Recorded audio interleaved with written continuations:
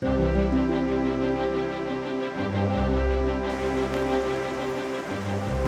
is the beach at Anglesey, and this is where we begin our next journey. We're heading across the Great Ocean Road on the Victorian coastline. This should take in some spectacular scenery. I've been on this road before, quite a few times over the years, but every time I go it never fails to excite me a bit because there's always great picture opportunities. That's why I've brought the camera with me. Weather's not brilliant at the moment, but it should improve. The Great Ocean Road clings to the coastline of Victoria for 243 kilometres and is frequently referred to by visitors from overseas as the greatest coastal drive in the world. Built in 1891, the Spit Point Lighthouse is one of the last major investments the Victorian colony made to make the Bass Strait waters safer for shipping. Built over a 13-year period, the road was completed in 1932. It is recognised as the world's largest war memorial, and in fact almost 3,000 returned soldiers from the First World War took on the arduous task of building it. They lived in bush camps and ate in marquee tents. This is one of the windiest bits of road anywhere along the coastline of Australia, but it's certainly got some of the best views, and there's lots of places to stop and take pictures.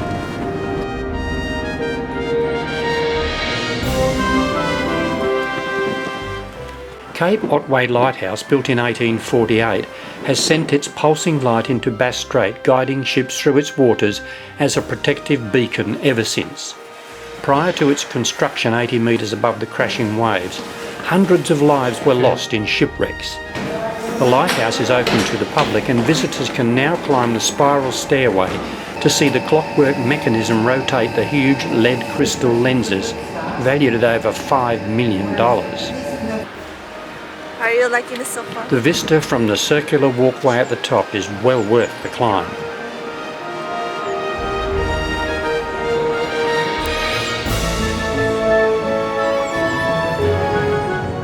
Moving further west, we camp at the small town of Princetown to take an invigorating morning hike across a huge reed swamp. It's quite an extensive boardwalk that leads right across this waterway here. More like a swampland. Apparently in the old days, when there was a community here, children used to have to walk to school across here to get to the schoolhouse. It was all mud and gooey, and sometimes apparently they're walking up to their waists in the sloppy goo. Today when you come here, we have this boardwalk, makes it a lot easier.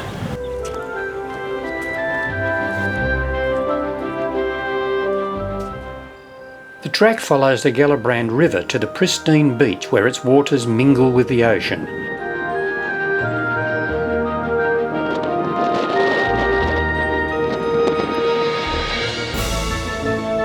Even in a calm morning with just a gentle breeze, the Southern Ocean gives some hint of how rough it can be.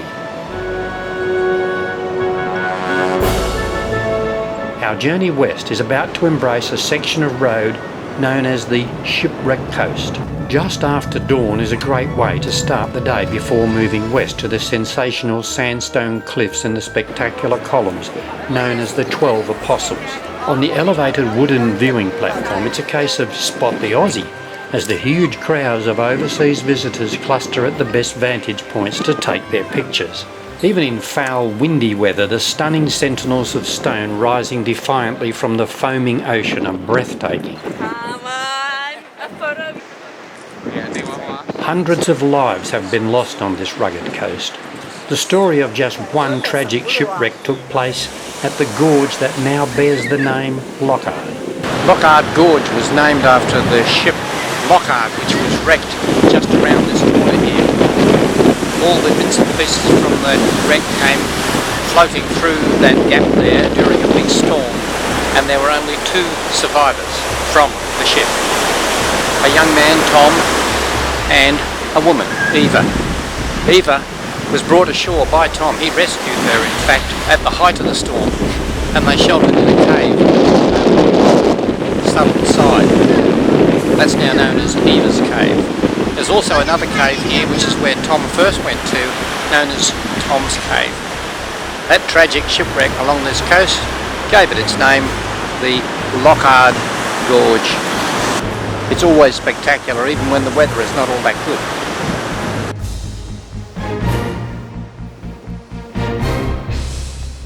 The passing of time has eroded many of the huge rock formations.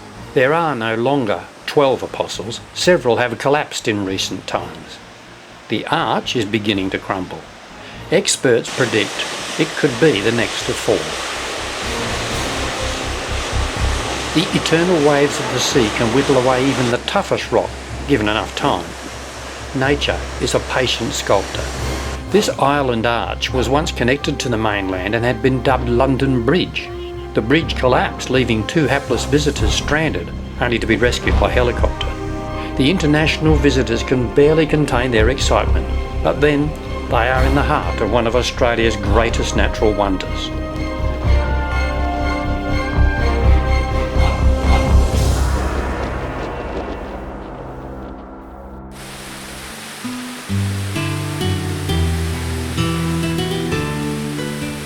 Just north of Warrnambool, we divert from the rugged windswept coast to reach the comparatively tranquil Hopkins Falls.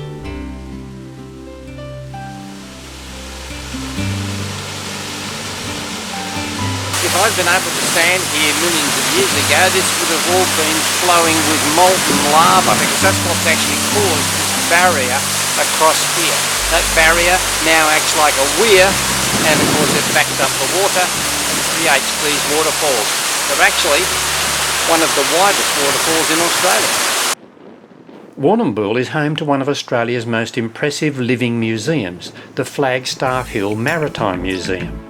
To walk the streets is to be transported back in time to when sailing ships risked the rugged coastline and when pioneering families settled in a little-known land. Visitors can spend a whole day here. There is so much to do.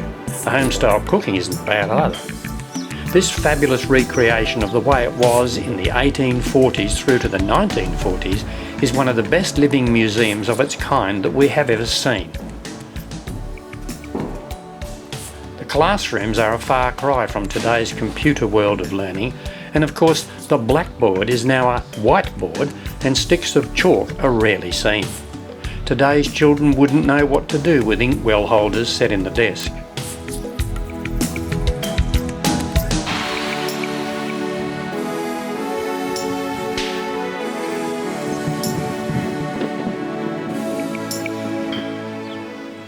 There is much to see here, including the recreation of a port dockside, including warehouses and ships. The holds are empty now, but the small cargo space dramatically demonstrates how crowded it would be for the crew. Not much headroom down here. In fact, if you're coming out from England to here in one of these ships, you'd be stuck in the cramped quarters they've got down there for 4 months. Well, between 3 and 4 months, depends on how good the winds were. You'd have to get on well with the rest of your shipmates, I reckon. Very small, very tight. A guided tour provides a great insight into the past maritime history. Among the exhibits is the story of the Lockhart and its 2 survivors. The ship was on its way to Melbourne carrying exhibits to the Great Exhibition. Remarkably, this piece of Minto pottery depicting a peacock survived the wreck in 1878 and is now valued at $5 million. A fitting way to conclude our look at the Shipwreck Coast before we pack up and move on. After all, we have time to roam.